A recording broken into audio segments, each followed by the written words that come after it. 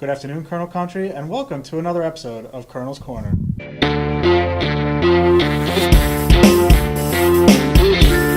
On today's episode, we'll be recapping the Colonel's Week 5 win over Alvernia University and looking ahead to their Week 6 homecoming matchup against Albright College.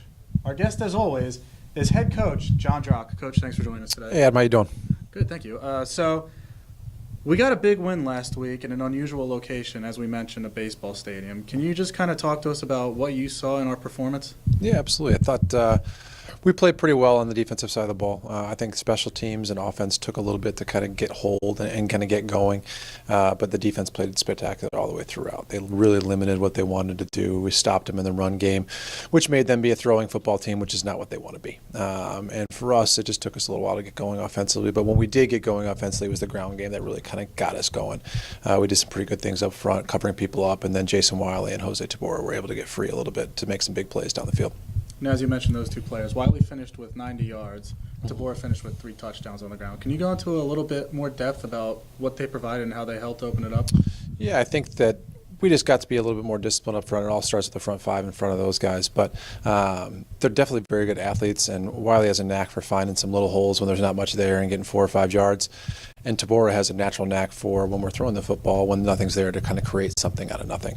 That's what makes them such good football players. And they're both very young, you know what I mean? I think that Wiley cleaned up a lot of the things that were mistakes from the previous week. We didn't fumble the football. We took care of the football, had 2 hands of the ball in the hole, and we were still able to be very, very effective in the run game.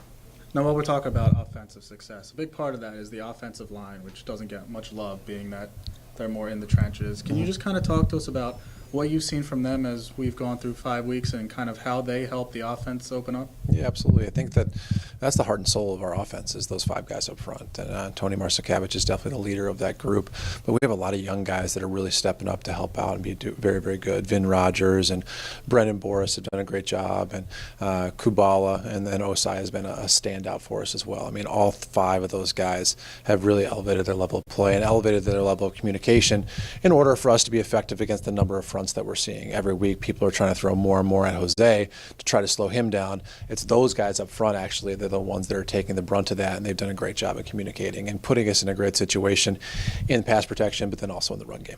Now, flipping to the other side of the ball, the defense really held Alvernia at bay.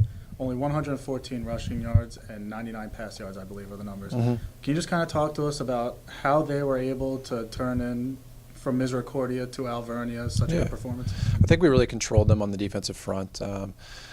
Finney Warner and Derek Schneider and Pat Rickey and all those guys did a great job of controlling the front and limiting their ability to get up to our linebackers. Our linebackers run extremely well, and they make a lot of plays. Bud and Luke and those guys do a great job, and Murph, if we can keep them clean, if we can keep the offensive linemen off of them. And we did a great job of eating up those double teams, and they really wanted to run their zone concepts, and they were relatively basic as far as what they were doing in the run game. But it's because we were able to control the front with our defensive front and recreate the line of scrimmage that gave us such an opportunity to stop the run. It put them in a lot of long yardage situations on 2nd and 3rd down, which made them have to throw the ball. And again, like I said before, that's not what they wanted to do. They wanted to be able to run the football and stay ahead of the chains, and we really limited that, and the defense did an excellent job of limiting that. Now, looking ahead to this week's homecoming matchup against Albright, a team that was picked to finish on the top of the MAC. Can you just talk to us about where we need to really show up to come home with a victory? They're a very, very talented football team. They've played all-world schedule. I don't know that anybody in the country has played a tougher schedule than Albright has so far. So they're very, very well tested. They're playing a lot of young kids, and I think they're almost a little similar to us in a couple ways in the fact that they play a lot of close games in the first half, and then they make 1 or 2 mistakes, and the games will kind of get away from them in the second half at times.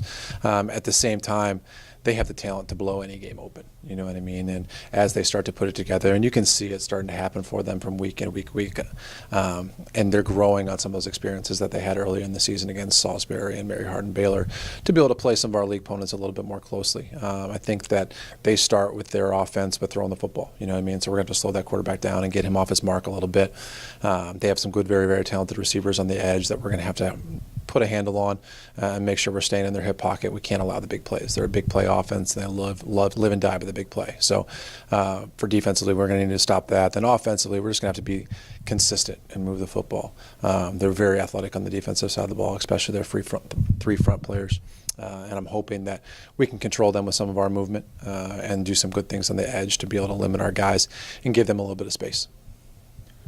Wilkes University football team returns home for homecoming weekend. 1 p.m. matchup against Albright College at Schmidt Stadium. Coach, thanks for joining us. Good luck this week. Thanks, Adam.